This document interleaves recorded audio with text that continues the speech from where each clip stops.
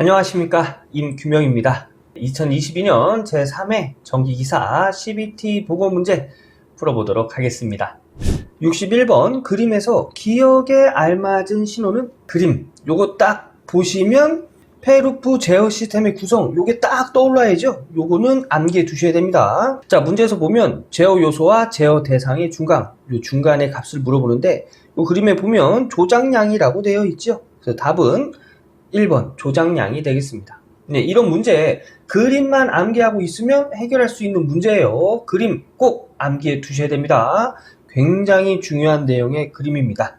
네, 다음 문제 보겠습니다.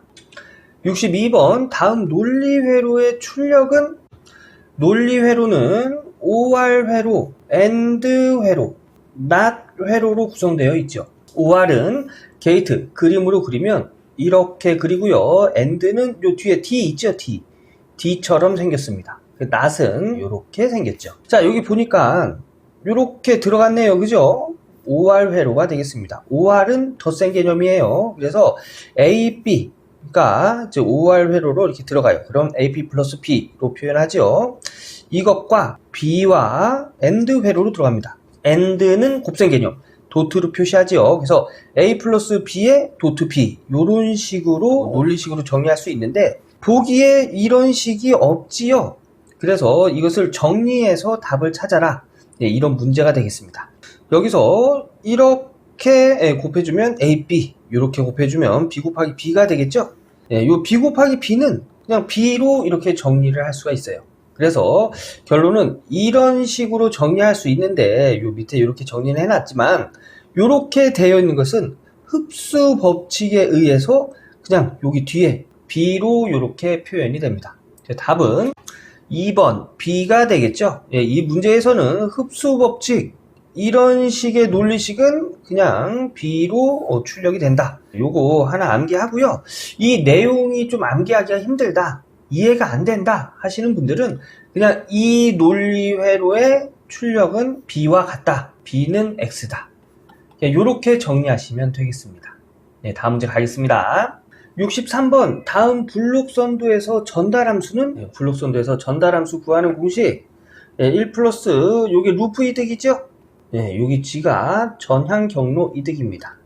자, 요 G는 전향 경로 이득 입력에서 출력까지 다이렉트로 가는 애들의 곱이죠. 자, 다이렉트로 가는 거 요거 하나 있네요. 그러면 1, 2, 3을 곱하면 전향 경로 이득 이 6이라는 걸 알 수가 있고요. 루프 이득은 시작점에서 출발해서 시작점으로 돌아오는 것들. 자, 요거 하나 있네요. 시작점에서 출발해서 시작점으로 돌아오는 것. 그리고 요게 또 하나가 있죠. 요렇게 여기서 출발해서 요렇게 돌아오는 거. 그래서 두 개를 정리를 하면 1 곱하기 2 곱하기 2 더하기 2 곱하기 3 곱하기 2 네, 요렇게 해서 루프 이득은 16이 되는 걸 알 수가 있습니다. 그래서 여기다가 16을 넣고요. 전향 경로 이득 우리가 구한 6을 넣으면 1 플러스 16분의 6은 17분의 6이다 해서 3번이 되고요. 이 블록선도에서 전달함수 구하는 공식을 이렇게 구하는 것도 있고요. 이렇게 구하는 것도 있습니다. 1 마이너스 루프 이득 HS분의 GS 전향 경로 이득은 6으로 똑같이 적용이 되고요. 1 마이너스가 붙으면 여기 부호가 마이너스면 이 부호를 적용해 줘야 돼요. 그래서 요렇게 곱하잖아요. 그러면 1 곱하기 2 곱하기 이렇게 돌아서 루프 되는 부분이 부호가 마이너스죠. 그래서 마이너스 2를 이렇게 곱해줘야 됩니다. 그리고 더하기 이쪽 루프도 마찬가지예요. 2 곱하기 3 곱하기 이렇게 루프가 부호가 마이너스죠. 그래서 마이너스 2를 곱해줘야 돼요. 이렇게 곱하면 얘가 마이너스 4 얘는 마이너스 12 이렇게 나오겠지요. 그래서 1 마이너스 16 결국은 1 플러스 16 이것과 같죠. 네, 그래서 이렇게 계산해 주시면 돼요. 그래서 요 블록선도에서 전달함수 구하는 공식 요 부호를 보고 여기 마이너스를 적용해야 될지 말지를 결정하는 겁니다. 그래서 답은 3번이 되겠습니다. 64번 특성 방정식이 이런 식을 가질 때 안정하기 위한 K의 값은 특성 방정식의 안정, 불안정을 판단하는 방법은 루스 판별식을 이용을 하죠. 자, 루스 판별식을 이용해서 식을 한번 정리해 보면 우선 높은 차수가 3차죠. 그래서 S의 3차부터 해서 차례대로 쭉 적어줍니다. 그리고 이 두 칸까지는 우리가 정리하는 거예요. 어떻게 해요? S의 3차가 1, S의 2차가 2, K, 5 이런 식으로 돼서 1, 2, K, 5 1, 2, K, 5 이런 식으로 적어주는 겁니다. 요 밑에 부분은 이제 우리가 계산을 해준 건데 어떤 규칙이 있냐면 요 바로 위에 이 수를 분모로 넣어줘요. 그 다음에 이 두 개를 곱한 것과 이 두 개를 곱한 것을 빼준 것을 분자에다 넣어줍니다. 그래서 이렇게 계산하는 거예요. 그리고 요 옆에 것도 마찬가지로 분모가 2고요. 이것과 요 옆에 있는 수 없지요? 0입니다. 마이너스 요것과 이 수 0과 1을 곱하면 0이죠? 그래서 이 수는 0이 나옵니다. 그리고 요 밑에 있는 수 얘는 이 위에 옆에 있는 수가 0이면 그 위에 있는 수가 바로 이렇게 와요. 이거는 뭐 여기 있는 수들이 어떤 수를 갖든지 간에 위에 옆에 있는 수가 0이면 바로 그 수가 내려옵니다. 요 계산해 볼까요? 자, 요 수가 여기 이 자리를 계산하는 거예요. 이 수가 요 밑에 있는 자리에 분모로 들어가요. 그죠? 2분의 2k-5 분의 그리고 이것과 이것을 곱합니다. 5 곱하기 2분의 2k-5 그 다음에 이것과 이것을 곱해요. 그러면 2 곱하기 0 서로 빼줘야죠. 빼면 얘는 0이니까 0입니다. 0 0이고 얘랑 이렇게 약분이 돼요. 그럼 5만 남죠. 그래서 0 위에 있는 이 수가 바로 이렇게 내려올 수밖에 없어요. 계산상. 자, 이렇게 루스 판별식을 정리를 해 놨습니다. 이제 안정, 불안정을 판단하는 방법은 여기 일렬의 수들이 부호 변화가 없으면 안정, 부호 변화가 있으면 불안정. 이렇게 이제 판단을 하는 건데 안정하기 위한 K의 조건이죠. 그러면 플러스에서 플러스, 부호 변화가 없어요. 안정하기 위해서는 플러스에서 플러스 2k-5가 0보다 커야 된다는 얘기예요. 그래서 해설을 보면 특성 방정식이 안정하기 위해서는 일렬의 부호가 바뀌지 않아야 한다. 그러므로 요 수가 0보다 크려면 요 분자만 0보다 크면 돼요. 그죠? 그래서 2k-5가 0보다 큰 조건이 성립되어야 한다. 그래서 요거 계산하면 2k-5가 0보다 커야 된다. 마이너스 5 넘어가면 2k는 5보다 커야 된다. 2 넘어가면 k는 2분의 5보다 커야 된다는 것을 알 수가 있는 겁니다. 그래서 요것과 같은 걸 찾으면 3번에 있네요. 그래서 64번의 답은 3번이 되고요. 요 루스 판별식 정리하는 거 스스로 꼭 해보셔야 됩니다. 그래서 루스 판별식 정리해보고 다음 문제 넘어가도록 하겠습니다. 65번 GJ 오메가 함수의 나이퀴스트 선도는 단 K는 0보다 크다. 요거 이제 나이퀴스트 선도 찾는 건데 이거 제가 해설은 이렇게 해놨지만 답을 찾는 방법이 있습니다. 자, 요거부터 볼게요. 우선 우리 J 오메가를 S로 나타낼 수 있다고 했죠. 이 식을 S로 한번 나타내 볼게요. 그러면 GS는 S의 S 플러스 1의 K다. 이렇게 정리할 수 있죠. 답 찾는 방법 알려드릴게요. 우선 K의 영승, 즉 어떤 수의 영승은 1이 나와요. 그래서 요 K의 영승은 요 S가 없다는 얘기입니다. S가 없이 이런 식의 전달 함수가 있다 하면은 이쪽 면에서 나이키 선도는 시작됩니다. 그리고 여기 S의 1승이 있다. 그러면 이쪽 면에서 나이키 선도가 시작되고요. 2승이 있다. 그럼 이쪽 면, 3승 이쪽 면, 4승 이쪽 면, 5승 이쪽 면 이렇게 시작된다는 얘기예요. 그래서 그거를 보시고 시작되는 방향을 우선 찾고요. 그 다음에 여기 가로가 한 개가 있다. 그러면 한 사분면만 지납니다. 여기 1사분면, 2사분면, 3사분면, 4사분면 이렇게 얘기를 하는데 한 사분면만 지나요. 한 개의 사분면만 지난다는 얘기예요. 즉 예를 들면 이런 거예요. 여기에 S 플러스 1이 있다. 그러면 S의 영승 1이죠? 그럼 이쪽 방향이에요. 그러면 이때 나이키 선도는 뭐 이렇게 그려지거나 뭐 여기서 뭐 이렇게 그려지거나 이런 식으로 그려집니다. 예를 들어서 요게 두 개가 있다. 그러면 2, 4분면을 지나야죠. 그럼 얘가 이렇게 생기거나 이렇게 생깁니다. 요렇게 찾는 거예요. 자, 그러면 요런 걸 이용해서 문제 한번 풀어보겠습니다. 자, 여기는 S를 J오메가로 나타낸 거예요. J오메가. 그러면 S의 1승이죠. S로 바꿔서 쓰면. 그러면 이쪽 4분면에서 시작되는 거예요. 그죠? 0승, 1승, 2승, 3승 이렇게 시작된다고 했잖아요. 그죠? 그래서 요 밑에부터 시작되고 4분면은 하나만 지나간다. 그래서 요거 볼까요? 요거 여기서 시작됐네요. 여기서 시작됐는데 4분면이 하나, 둘, 두 개 지나갔어요. 그래서 얘는 답이 될 수가 없고요. 얘는 하나, 둘, 세 개가 지나갔네요. 얘도 답이 될 수가 없고, 얘도 하나, 둘, 셋, 네 개가 지나갔어요. 얘도 답이 될 수 없고요. 여기 보면 여기 하나만 이렇게 지나갔네요. 그래서 답은 4번이 되는 거예요. 나이퀴스트 선도 답 찾는 방법 꼭 숙지해 두시기 바라겠습니다. 이렇게 찾는 거예요. 다음 문제 보겠습니다.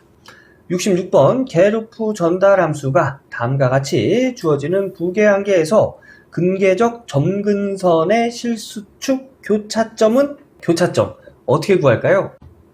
교차점은 극점의 개수 마이너스 0점의 개수 분의 극점의 근의 합 마이너스 0점의 근의 합으로 구할 수 있습니다. 자, 극점이 보고 0점이 뭐냐면 극점은 게르프 전달 함수에서 분모를 0으로 만드는 S의 근이 극점이에요. 자, 그럼 극점 구해볼까요? 분모를 S로 만들려면 여기에 0 들어가면 되죠. 또는 여기에 마이너스 4 들어가면 돼요. 또는 여기에 마이너스 5가 들어가면 이 게르프 전달 함수의 분모는 0이 됩니다. 그래서 이때 S의 근은 0, 마이너스 4, 마이너스 5가 되고요. 이 극점들의 합은 0 플러스 마이너스 4 플러스 마이너스 5, 마이너스 9가 되지요. 극점의 개수는 하나, 둘, 세 개. 네, 이렇게 정리가 되는 거예요. 0점은 게르프 전달 함수에서 분자를 0으로 만드는 S의 근이 0점이에요. 자, 0점. 근데 S가 없죠. 그래서 0점은 이 게르프 전달 함수에서는 0이 되는 거예요. 그래서 뭐 S값은 존재하지 않으므로 0점의 합은 0, 0점의 개수도 0이 되겠죠. 자, 요거 가지고 이제 교차점 이 공식에다 적용을 하면 극점의 개수 극점 하나, 둘, 세 개 3 마이너스 0점의 개수 0이라고 했죠. 이거 분해 극점의 근의 합 마이너스 9라고 했죠. 마이너스 9 마이너스 0점의 근의 합 0 하면 교차점은 마이너스 3이 되는 걸 알 수가 있는 거예요. 그래서 66번의 답은 4번이고요. 여기 교차점 구하는 공식 요거 암기하고 계셔야겠죠. 요거 암기하고 다음 문제 넘어가도록 하겠습니다. 67번 다음과 같은 블록 선도의 제어 시스템에 단위 계단 함수가 입력이 되었을 때 정상 상태 2차가 0.01이 되는 K의 값은 이 문제는 정상 상태 2차가 0.01이 되는 K의 값, 즉 정상 상태 5차가 0.01이 되는 K의 값을 물어본 겁니다.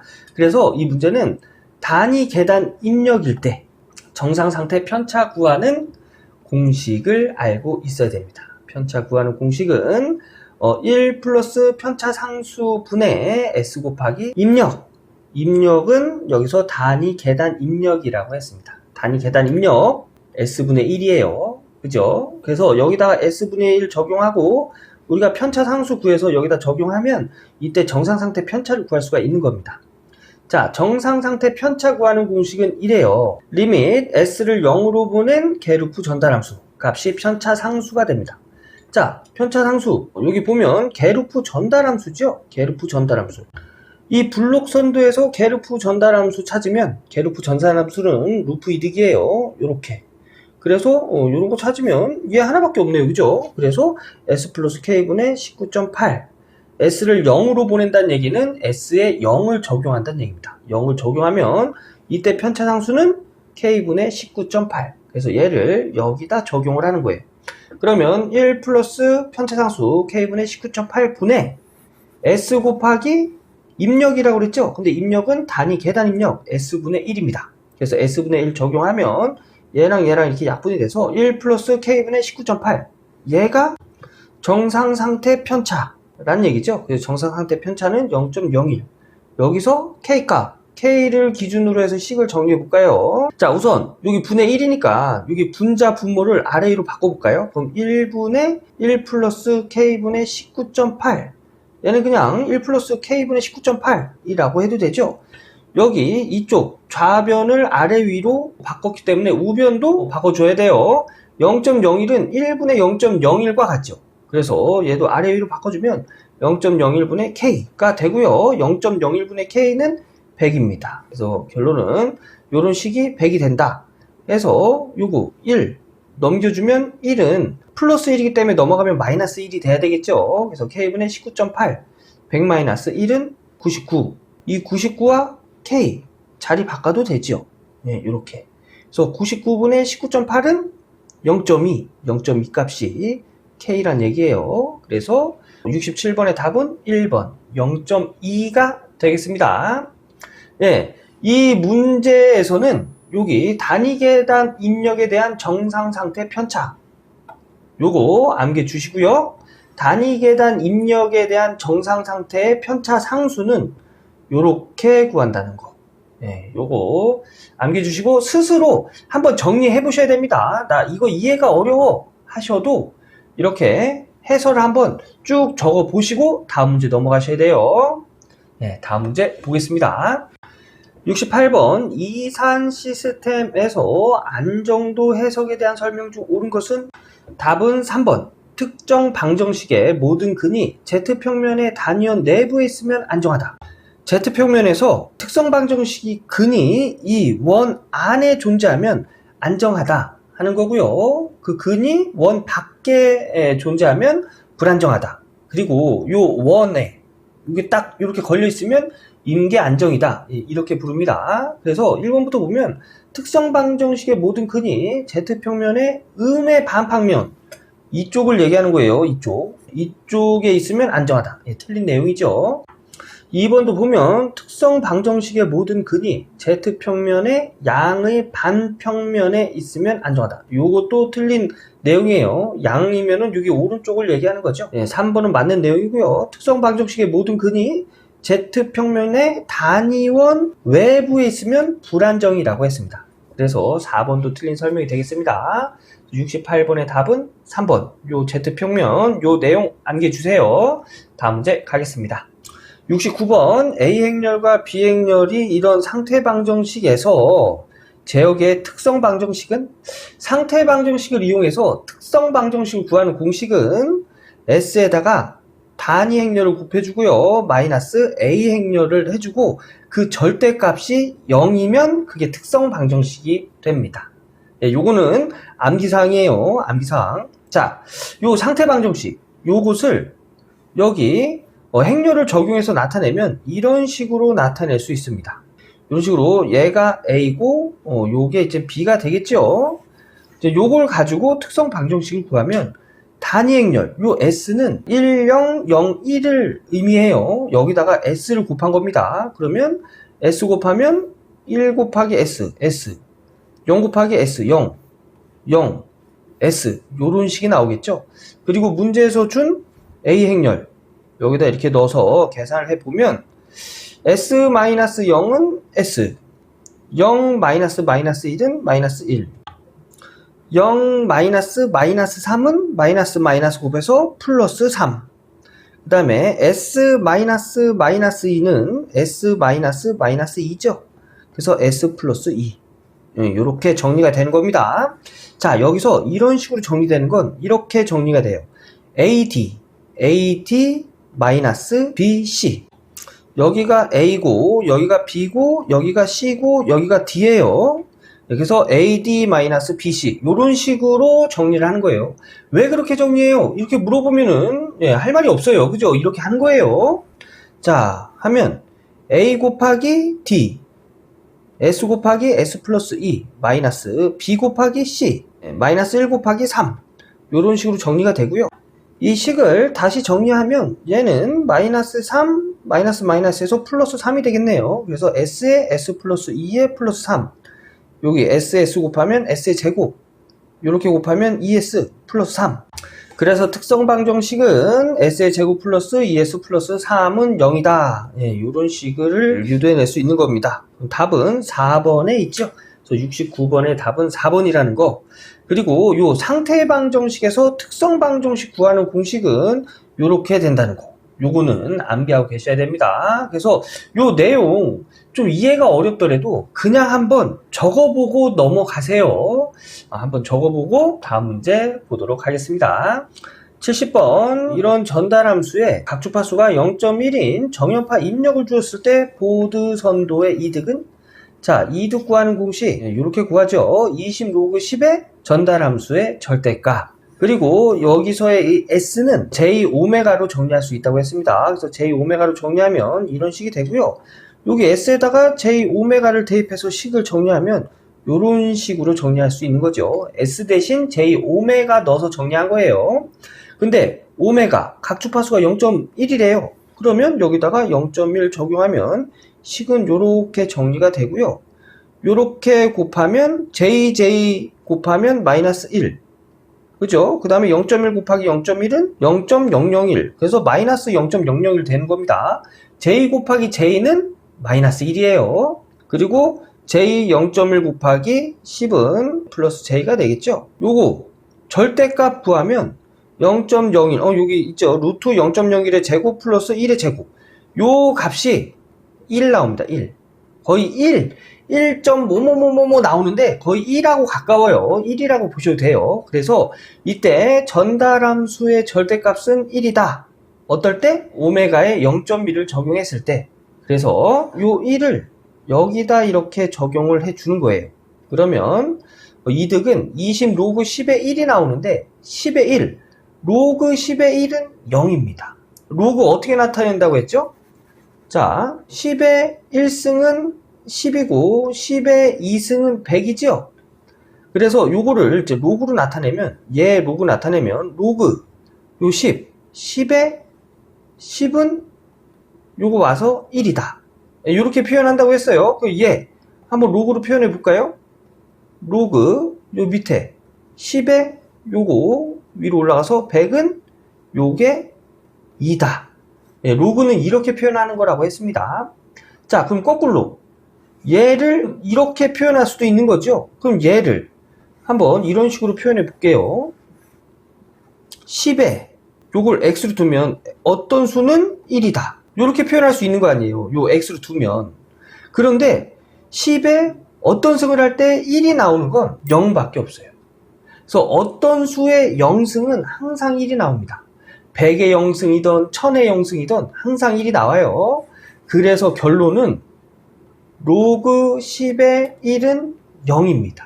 10의 0승은 1이듯이 로그 10의 1은 0이에요. 그래서 여기가 이제 0이 되니까 20 곱하기 0은 0이죠. 그래서 답은 3번 0dB이 답이 되겠습니다. 요거 이득 구하는 거 이득 요 공식 암기해 주시고요. 요거 한번 정리하고 다음 문제 넘어가도록 하겠습니다. 71번 다음과 같은 궤도에서 E1과 E2가 각각 100V이고 서로의 위상차는 60도이다. A, B의 단자 전압은 단 저항은 10옴, 유도성 리액턴스는 30옴이다. 자, 이 문제에서 물어보는 게 여기 A, B 단자의 전압, 즉 여기 유도성 리액턴스에 걸리는 전압을 구해라. 네, 이런 문제가 되겠죠.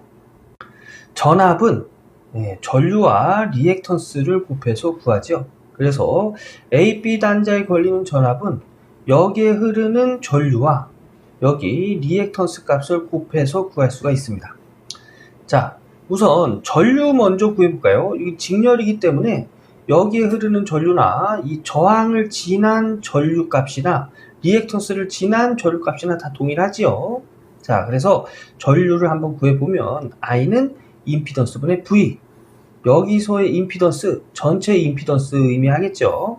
전체 임피던스는 저항의 제곱 플러스 리액턴스의 제곱에 루트를 씌워서 구하고요. 여기서의 전압은 이 전압과 이 전압을 더한 전체 전압이 되겠죠. 그런데 문제에서 보면 E1과 E2는 각각 100V이고 서로의 위상차가 60도가 난답니다. 그러면 E1을 100V의 위상을 0이라고 두면 위상차가 60도가 나기 때문에 E2는 전압의 크기 100V에 60도다. 이렇게 정리할 수 있겠죠. 그리고 분모는 루트 저항의 제곱, 저항 문제에서 10옴 줬지요. 그래서 10의 제곱 플러스 유도성 리액턴스 30옴 줬습니다. 그래서 30옴의 제곱의 루트를 씌워서 이렇게 계산하면 요거 우리가 계산하는 걸까요? 아니죠. 공학용 계산기가 계산해 주는 거예요. 공학용 계산기에 똑같이 넣고 는을 누르면 루트 30의 각도 30도가 나옵니다. 혹시 여기 계산값이 5.477 이렇게 나오신 분들 계실 거예요. 요게 루트 30을 계산하면 5.477 나와요. 루트 30과 같은 값입니다. 이렇게 해서 전류값을 계산했습니다. 예, 우리가 구해야 되는 건 여기 유도성 리액턴스에 걸리는 전압이지요. 그러면 여기에 흐르는 전류와 유도성 리액턴스 값을 곱하면 전압을 구할 수가 있죠. 자, 우리가 구한 전류값에다가 유도성 리액턴스 35 문제에서 줬죠. 두 개를 곱하면 164.32 각도는 30도가 되는 걸 알 수가 있고요. 문제에서 물어본 거는 단자 전압의 크기만 물어봤네요. 그래서 이 크기 164.32 해서 164V가 AB 단자에 걸리는 전압이 되겠습니다. 이 문제 직접 공학용 계산기 눌러서 답 확인해 보셔야 돼요. 자, 다음 문제 보겠습니다. 72번 비정연파 전류를 이렇게 줬을 때 외형률은 약 얼마인가? 자, 이 문제를 해결하기 위해선 비정연파에서 외형률 구하는 공식을 알아야겠죠. 외형률 구하는 공식은 기본파의 시료값분의 각 고조파의 시료값의 제곱을 다 더해준 거예요. 그리고 루트를 씌워줍니다. 근데 이거 보면 기본파의 시료값 최대값의 루트 2를 나눠서 구하지요. 그리고 고조파의 시료값 루트 2에 20을 나눠서 구합니다. 그래서 얘랑 이렇게 약분하면 56분의 20. 네, 이거 제곱해야죠. 제곱. 그래서 이렇게 나와요. 네, 얘도 마찬가지로 이 최대값을 적용해 줘도 값은 똑같이 나옵니다. 그래서 기본파 최대값 분의 이고조파의 최대값의 제곱 플러스 기본파 최대값 분의 제3고조파의 최대값의 제곱 플러스 기본파의 최대값 분의 제4고조파 고조파는 오메가 t 앞에 이 숫자를 보고 아는 거예요. 4고조파의 최대값 40의 제곱에 루트를 씌워서 계산을 하면 이때 외형률은 0.96이라는 걸 알 수가 있습니다. 그래서 답은 2번이 되겠습니다. 비정연파에서 외형률 구하는 공식 요거 암기하고 계셔야겠지요. 이 문제는 기본파와 각 고조파에 최대값을 적용했지만 원래 외형률의 식은 최대값이 아니라 시료값 요것도 이고조파의 시료값을 적용해 줘야 된다는 거 요거 기억하고 다음 문제 넘어가도록 하겠습니다. 73번 어떤 콘덴서를 300V로 충전하는데 9줄의 에너지가 필요하였다. 이 콘덴서의 정적 용량은 몇 마이크로파라드인가? 자, 이 문제는 콘덴서에 저장되는 에너지 공식을 이용해서 구할 수가 있겠죠. 콘덴서에 저장되는 에너지는 2분의 1 곱하기 정적 용량 곱하기 전압의 제곱으로 구할 수가 있습니다. 근데 여기서 물어본 건 정적 용량 물어봤죠. 그래서 이 정적 용량을 기준으로 해서 식을 정리하면 분수는 넘어가면 위아래가 바뀌죠. 그래서 1분의 2, 즉 2의 W가 되고요. V의 제곱은 넘어가면 분모로 나눠져야겠죠. 그래서 이때 정적 용량은 V의 제곱분의 2W가 되겠습니다. 네, 이런 식으로 해서 정적 용량 구할 수 있는 거예요. 그러면 문제에서 주는 단서를 여기다가 대입만 하면 정적 용량 구할 수 있겠죠. 자, 1 9줄 줬습니다. 그래서 2 곱하기 9 그 다음에 전압 300 줬어요. 300의 제곱 하면은 계산값은 200 곱하기 10의 마이너스 6승 단위는 파라드 단위가 되는데 문제에서 물어본 건 마이크로 파라드죠. 그래서 200 곱하기 10의 마이너스 6승에다가 10의 6승을 곱해주면 없어지고 200 마이크로파라드다 라는 걸 알 수가 있겠지요. 답은 2번이고요. 콘덴서에 저장되는 에너지 2분의 1의 CV 제곱. 요거 굉장히 중요한 공식이니까 암기하고 계셔야 됩니다. 직접 풀어보고 다음 문제 넘어가도록 하겠습니다. 74번 그림과 같은 회로의 콘덕턴스 G2에 흐르는 전류 I는 몇 암페어인가? 자, G2 여기 15멨이라고 되어 있네요. 여기에 흐르는 전류 값을 물어보는 문제입니다. 자, 이 문제는 회로를 보니까 전류원이 두 개가 있네요. 두 개가 있다는 얘기는 중첩의 원리를 이용해서 답을 찾아라 하는 문제가 되겠죠. 중첩의 원리에서 중요한 건 전류는 개방, 전압은 단락. 요 내용이 중요하죠. 그죠? 자, 그럼 전류를 개방해서 회로를 한번 그려볼까요? 우선 요 30A의 전류원부터 개방을 해 보도록 하겠습니다. 30A의 전류원을 개방하면 회로는 이렇게 그려질 거예요. 여기에 이제 30A가 있었는데 개방을 해서 없애준 거예요. 자, 여기서 이제 15A의 전류가 이렇게 흘러서 이쪽으로 흐르고 이쪽으로 이렇게 분기돼서 흐를 겁니다. 그 이쪽으로 흐르는 전류를 우리 I2라고 하고 여기를 I1이라고 해볼까요? 자, I2에 흐르는 전류, 만약 여기가 컨덕턴스가 아니고 저항이었다면 R1 플러스 R2에 내가 알고자 하는 방향의 반대쪽에 있는 저항 R1 곱하기 전체 전류 이렇게 해서 구하지요. 그런데 문제에서 준 건 컨덕턴스입니다. 컨덕턴스는 두 개의 컨덕턴스 값을 더해주고요. 내가 알고자 하는 방향의 컨덕턴스를 분자에다 올려줘요. 이게 컨덕턴스를 적용했을 때 분기되는 전류값을 구하는 공식이에요. 그러면 문제에서 주는 단서들을 한번 쭉 적어볼까요? G1 30멨, 컨덕턴스는 단위가 멨입니다. 플러스 G2 15에 G2 15 곱하기 전체 전류 15A죠. 15A. 공학용 계산기 넣고 계산하면 5A 나오네요. 그래서 30A의 전류원을 개방해 놓고 구한 전류는 I2에 15A 이렇게 표시할까요? 얘는 5A. 여기 이렇게 표시했네요. 그러면 I15의 G2는 15A의 전류원을 두고 계산한 요 G2에 흐르는 전류값은 5A라는 걸 구했고요.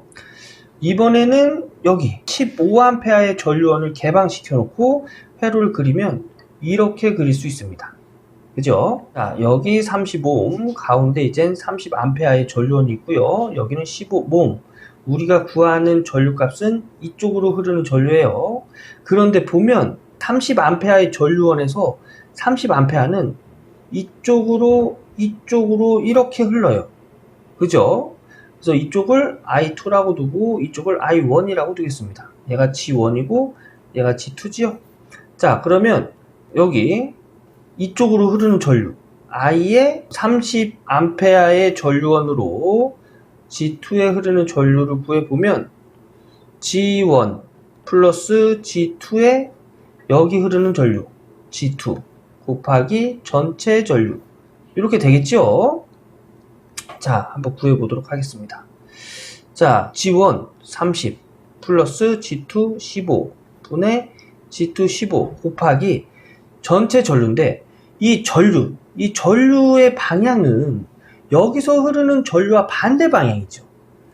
이 전류는 이쪽으로 이렇게 흐르는데 우리가 구해야 되는 전류 값은 이렇게 구하는 거예요. 반대 방향이기 때문에 이 전류 값은 반대 방향에 30A다 라고 마이너스를 붙여주는 겁니다. 이렇게 해서 계산이 된 전류 값은 마이너스 10A가 되는 걸 알 수가 있어요. 그래서 30A의 전류원을 두고 구한 G2의 전류는 마이너스 10A다 라는 걸 알 수가 있고요. 지금 두 개의 전류원으로 여기에 흐르는 전류값을 구했죠. 마지막으로 뭐 해야 되죠? 두 개를 더해 줍니다. 그래서 5 더하기 마이너스 10 하면 5 마이너스 10 해서 마이너스 5A다 라는 걸 알 수가 있습니다. 그래서 답은 1번이 되겠네요. 이 문제는 이제 중첩의 원리를 이용해서 구하는 문제인데요. 중첩의 원리에서 중요한 건 전류는 개방하고 전압은 단락한 다음에 각각의 회로에서 구하고자 하는 전류값을 구하고 그 구한 전류값을 다 더해줘서 답을 찾는다는 거. 네, 요거 숙제 두시고요. 이 문제 연습 삼아서 꼭 한번 본인이 풀어보셔야 됩니다.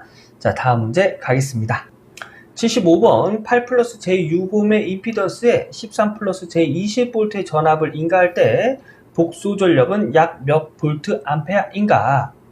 우리 전력은 전압과 전류를 곱해서 구하죠. 단위는 볼트 암페어입니다. 근데 여기서 물어보는 건 복소 전력이에요. 복소 전력은 뭐냐면 전압과 전류를 복소수로 나타내서 구한 전력이에요. 이때는 이 전류 값을 전류 복소수에 켤레 복소수를 적용합니다. 네, 요거 제가 한번 풀어볼게요. 자, 우선 전압은 복소수로 줬어요. 그럼 전류 한번 구해볼게요. 전류는 임피던스 분의 전압으로 구합니다. 그죠? 자, 임피던스 8 플러스 J6, 전압 13 플러스 J20 줬습니다.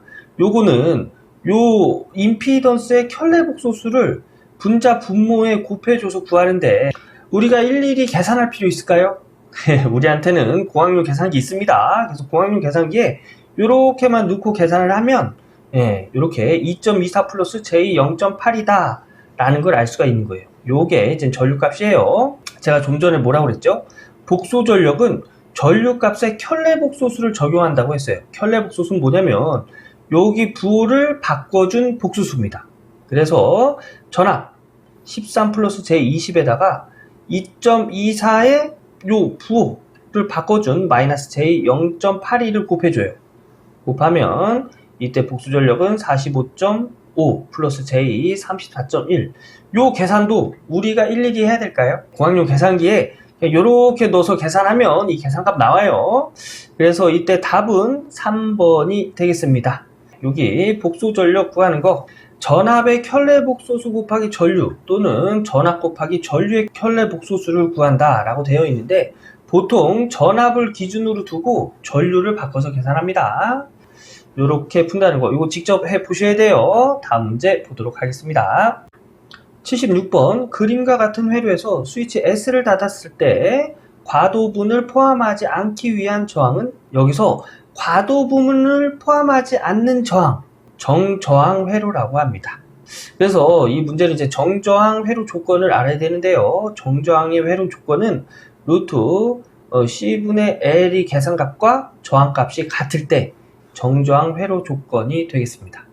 그래서 이때 저항값 여기 루트 문제에서 C 캐피시터 10 마이크로 파라드 그래서 10 곱하기 10의 마이너스 6승 줬고요. 그 다음에 인덕턴스 0.9지요. 그래서 0.9 적용해서 루트 10 곱하기 10의 마이너스 6승분의 0.9 계산하면 이때 저항은 300옴이 되는 걸 알 수가 있어요. 그래서 답은 3번이 되겠습니다. 과도분을 포함하지 않기 위한 저항은 정저항 회로라는 거. 요거 암기하고 정저항 회로 조건의 저항값 계산하는 방법 요것도 암기하고 다음 문제 넘어가도록 할게요. 77번 주파수가 50Hz이고 최대값의 전압이 200V인 정연파 전압을 코일에 가했더니 전류의 최대값이 10A가 되었다. 코일의 내부 저항이 5옴이라면 인덕턴스 L은 몇 mH인가? 자, 해설을 보면 임피던스 구하는 공식 나오죠. 임피던스 이렇게 구합니다. 우리 임피던스는 J 리액턴스 이렇게 구하죠. 임피던스의 크기를 구하면 저항의 제곱 플러스 X의 제곱에 루트를 씌웁니다. 그래서 양변의 제곱을 하면 임피던스의 제곱은 R의 제곱 플러스 리액턴스의 제곱. 여기서 리액턴스가 인덕턴스가 포함된 리액턴스예요. 그래서 유도성 리액턴스 오메가 L로 나타내죠. 제곱은 임피던스의 제곱이다. 요렇게 식이 정리가 되는 거예요. 문제에서 물어본 건 뭐죠? 요 인덕턴스입니다. 그래서 요 인덕턴스를 기준으로 해서 식을 정리해 볼게요. 그러면 요 아래 제곱 넘어가서 임피던스의 제곱에서 빼줘야죠. 그리고 양변에다가 루트를 씌웁니다. 그러면 오메가 L은 임피던스의 제곱 마이너스 저항의 제곱의 루트가 되겠죠. 여기다 루트 씌우면은 루트와 제곱이 없어지잖아요. 그죠? 여기서 요 오메가를 넘겨줘서 나눠줄 수 있죠. 그래서 인덕턴스는 이런 식으로 정리가 되고요.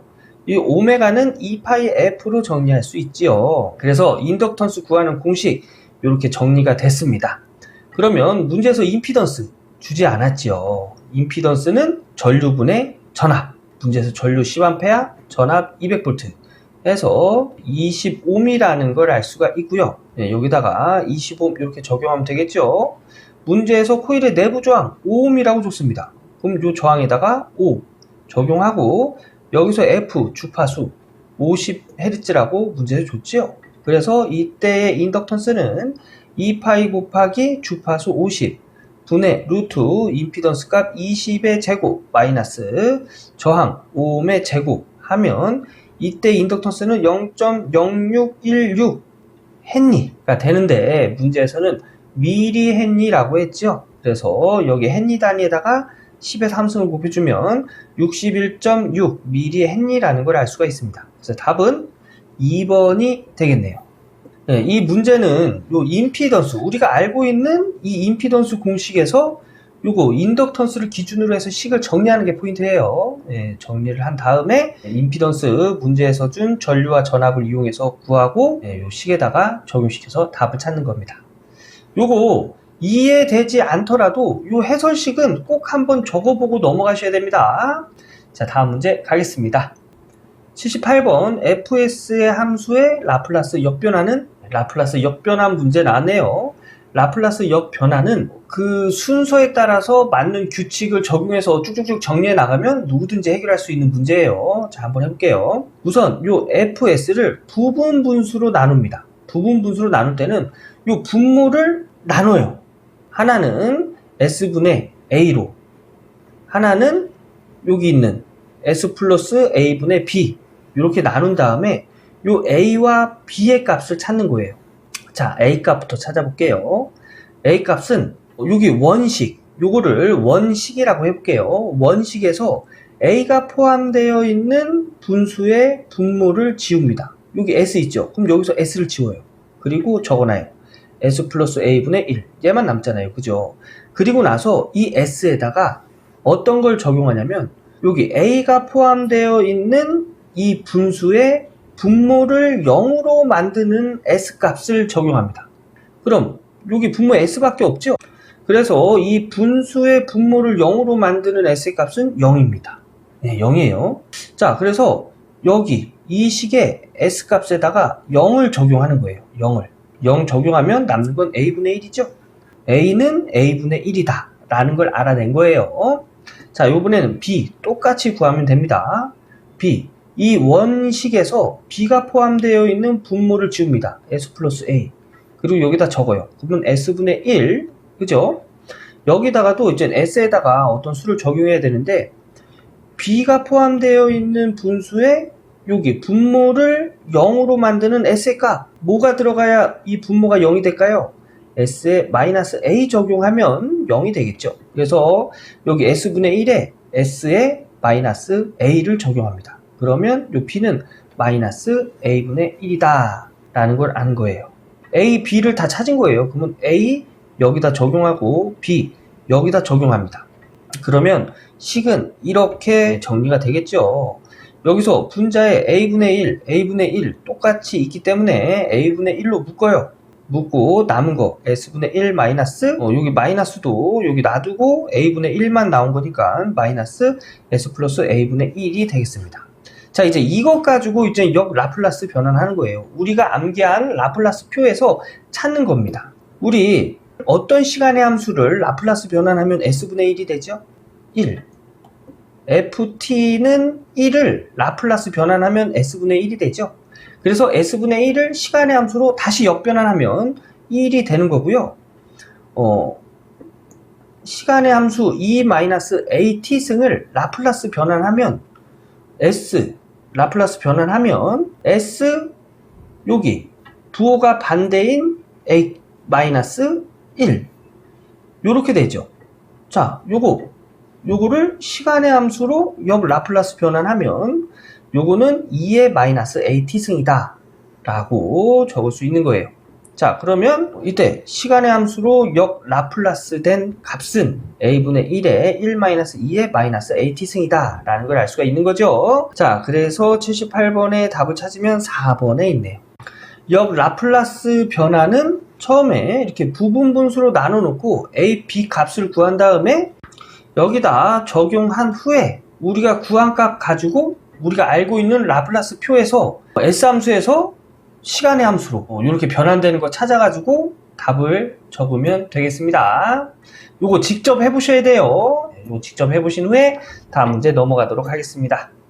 79번 그림과 같은 RLC 회로에서 입력 전압이 EIT, 출력 전류가 IT인 경우 이 회로의 전달함수 EIS 분의 IS는 단 모두 초기 조건은 0이다.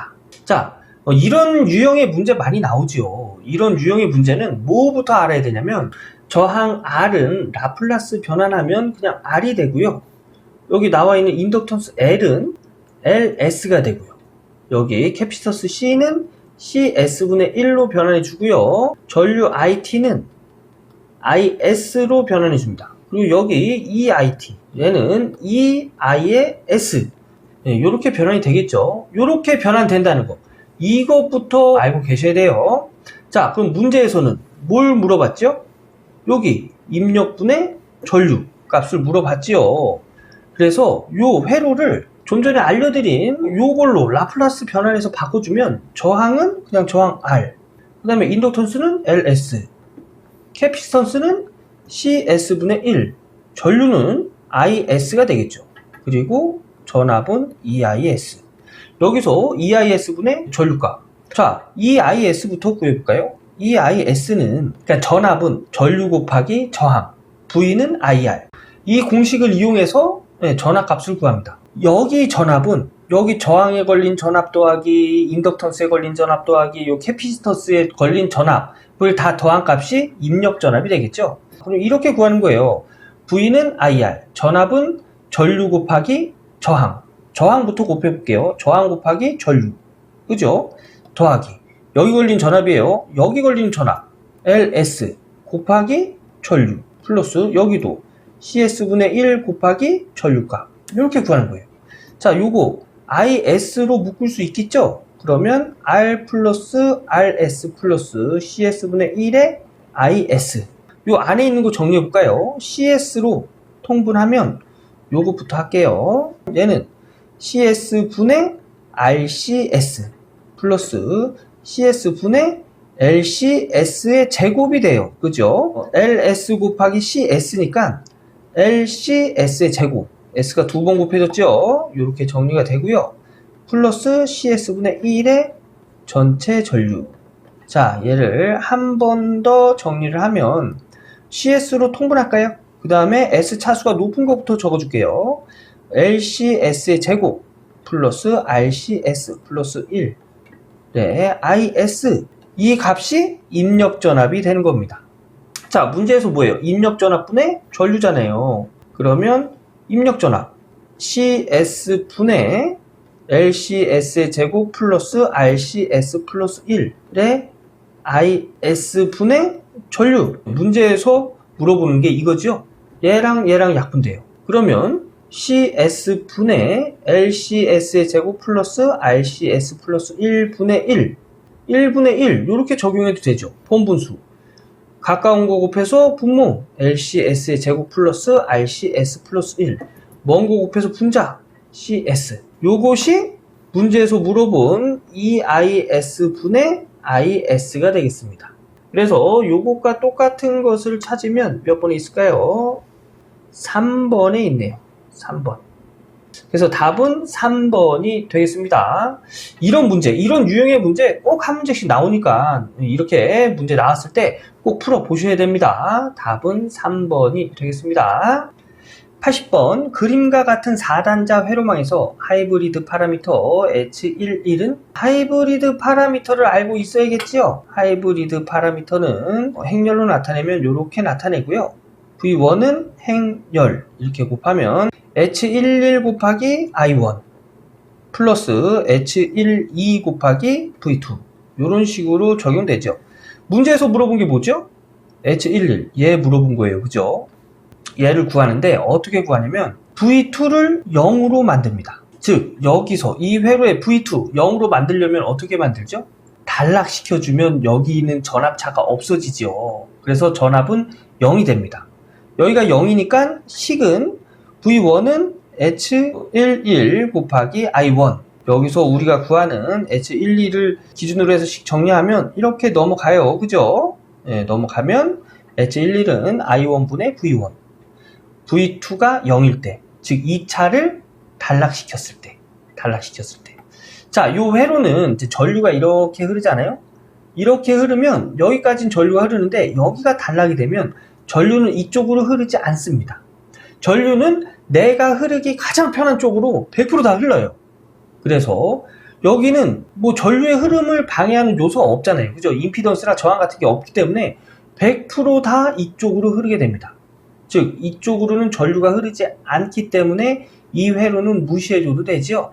그래서 회로는 이렇게 그릴 수 있어요. 여기서 I1분의 V1. 이 공식 뭐죠? 네, 임피던스. 우리 오음의 법칙 V는 IZ, Z는 I분의 V. 그래서 이 뜻은 뭐냐면 이 회로의 전체 합성 임피던스다 라는 뜻을 가지고 있습니다. 요거 병렬로 되어 있죠. 합성 임피던스 합분의 곱 Z1 플러스 Z3분의 Z1 곱하기 Z3 해서 요것이 H11이 된다는 얘기예요. 그래서 답은 합분의 곱 3번이 되겠네요. 이렇게 해서 전기 기사 2022년 제3회 회로 이론 및 제어공학 CBT 보고 문제 풀어봤습니다.